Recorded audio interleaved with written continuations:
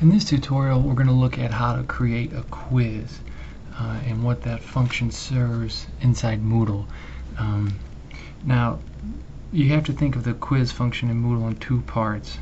One is the quiz body and one is the quiz question pool. The body will be how it appears to the student and how they take the quiz. And when I say the word quiz, it's interchangeable with the word test. There's not a separate function for test, exam, or quiz. It all falls under the same category. And then the other function for you as the instructor in creating it is the test pool. So you're actually creating a database of test questions, and this way to categorize them, save them, so you can carry them with you forward, adjust them as need be. They can come in multiple choice, short answer, essay, random, fill in the blank. There's a multitude of ways to create the right type of question you need. And so to begin and get started with this, I'm going to need to scroll your screen down a little bit. Okay, and we're going to come over to, we're going to come over, I'm going to move your screen over to the right. Okay, we're going to go under the add an activity function. Okay, and you're going to choose quiz. Here, let me do it up here so you can see it. When refreshes, you're dropped into a very similar format that you should be used to at this point, where we get into the naming convention of what the body will look like for the student, and as far as how you want to set that up and how that should be outlined. So you're going to want to give it a name, and remember, this should match up with what you have in your syllabus so that for the student there's continuity. We're just going to call it test quiz. Okay. Now the introduction.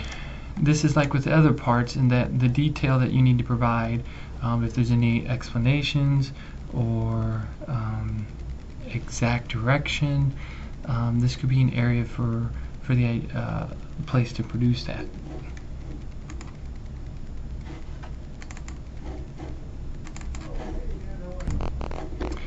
Now keep in mind, this is not where you're to put questions. This is just kind of an introduction to what the quiz is, or a little reminder to what the quiz is, although the student should be somewhat familiar with it or aware of it at that point. Now as I scroll your screen down, okay, you get into the section where, if we look here, it's referred to as timing. Okay, and what this deals with is the open and close date for the quiz. So you can set the quiz to have a specific open and close date. I'm going to leave it blank right now, and the reason I know it's blank is that if you look to the other side, I have disabled checked. That means if that's checked, that means that the quiz function isn't open to the student. They don't have an option. So it's something you're going to have to do to set the date. You have to unclick disable. You know, if you want to open it and it stays open, you can disable that, but if you want to have an open and close date for it, that's how you'd set it. Okay, let's move your screen back over a little bit. The next setting is this issue of time limits. This is where you determine how long students have to complete the quiz. At the end of the allotted time, the quiz is automatically submitted with the current answer, so if they're not completely finished. Now, you have to enable it, and once I do that, it allows me to enter time, and notice there it says in minutes, so don't set it up as, you know, thinking 1 hour. You'd have to do it 60 for minutes. You know, that's a nice feature to consider if you want to restrict the students in the time frame that they have to take it in. Time delay between first and second attempt.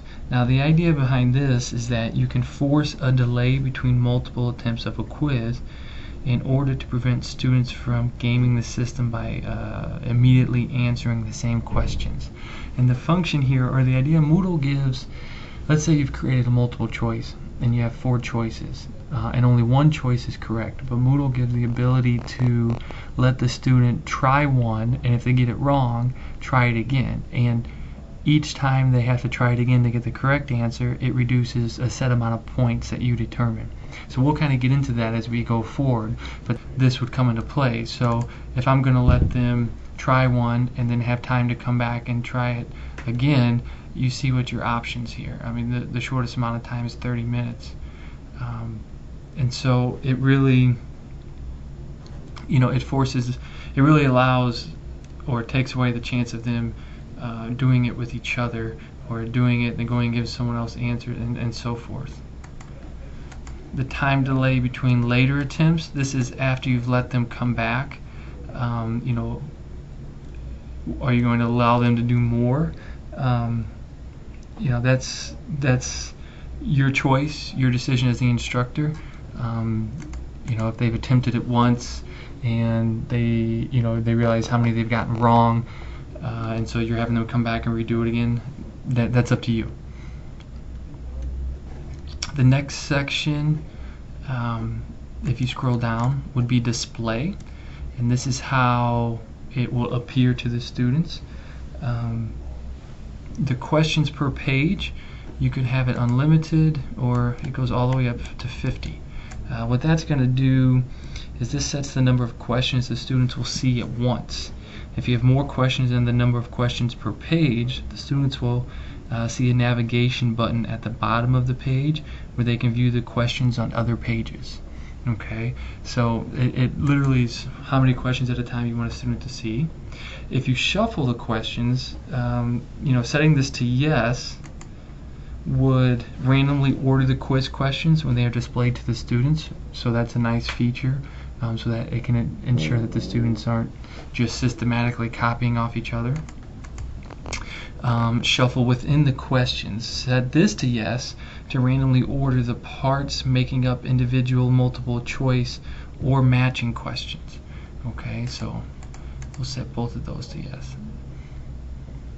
Attempts. This is where you get into the choice of attempts. And attempts allowed. You can have an unlimited amount, 1 attempt, 2 attempt, all the way up to 6 attempts. Okay. Again, that's your choice and how you would like to set the quiz up. But that's actually how many times they'll be allowed to try and answer the question correctly. Okay. Each attempt builds on the last attempt. The idea behind this is that if you allow multiple attempts, you can choose to let students build their answers over time. So if you set this to yes, the student's responses from the last attempt will be visible the next time he or she tries to take the quiz. Okay, so if you're going to let multiple attempts for the quiz, and let's say you delay it for a day, well, you will allow the answers they got wrong to be visible to them so they can build off it and make sure they don't incorrectly answer it again.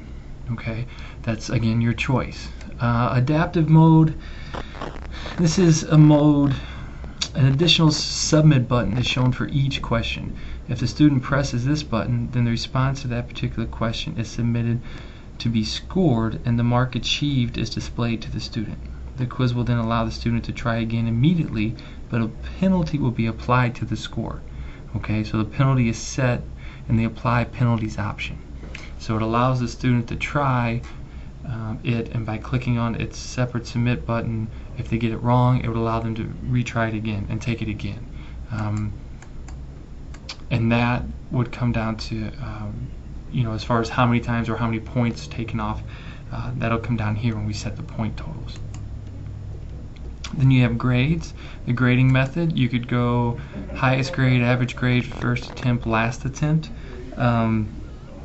If you allow multiple attempts, you can choose which score is recorded. Your choices are highest grade, average grade, first attempt, last attempt. And I would, the idea of the highest grade is if you have multiple attempts, you're taking the highest quiz score. If you have an average grade, it obviously would be averaging the attempts together. If you set it where they have one attempt, you obviously want the first attempt because that's the only attempt. Or if you're giving them multiple chances to figure it out, or say you have 4 choices and you're giving them 2 chances, you're accepting the second one. Those are all up to you. Those are all options that you have to choose from.